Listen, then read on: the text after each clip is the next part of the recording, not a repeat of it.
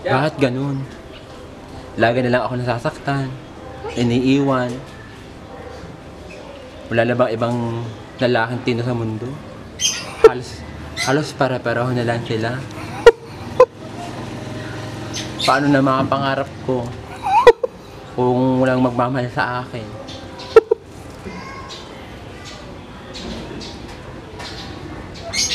Anong dapat kong gawin? Tumalon na ako sa bangin. Wala pa rin nangyari.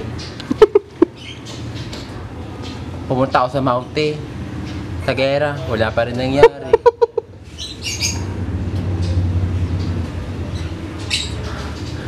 Renzi!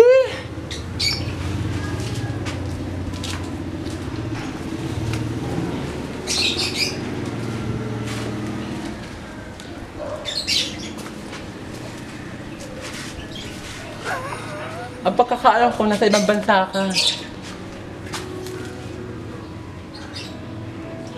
Bakit? Sino kasama mong yan? Itong bagong girlfriend. Ano? Nagtagal ako. Nag-intay ako na 100 years. Inantay kita. Pagbalik mo, may kasama ka ng besiro. Oh my God, nahiya naman ako sa iyo. Ses, kumapit ka na lang sa pader. Sa pader ka na lang kumapit. Huwag Wala ka na mo talaga magsalita. pagkakapitan. Pag-usapan namin ang mga problema namin ni Renzi. Hindi na ikaw mami, Renzi. Sa pag-uwi ko, hindi ko ina-expect na makikita ko parang pagmumukha mo. Nakahanap na ako ng iba hanggang ngayon, ganyan pa rin ang pagmumukha mo. Hindi na ba magbabago yan?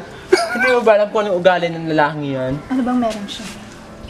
Renzi, nasa saan ka nung kailangan kita? Alam mo ba ang nangyari sa ating anak? Namatay siya. Tinabi kami ng mga magulang mo dahil wala na may pakain sa amin.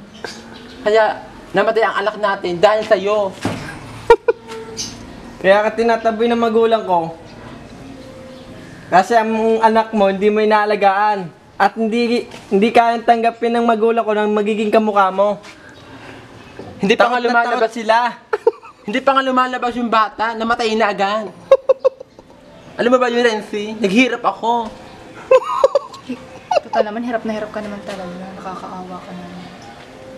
At ikaw naman, saan mo na ito pinulot? Siya ang nakapulot sa akin, hindi niya ako pinulot. Siya ang nakapulot. Bakit ba namatay ang anak mo? Siguro inom mong tubig, muriatic no? Ba't ayaw mo tanong ang sarili mo? Kung ba't namatay ang anak natin? Tiga na sa'yo yun? Yung pinadala mong Toblerone.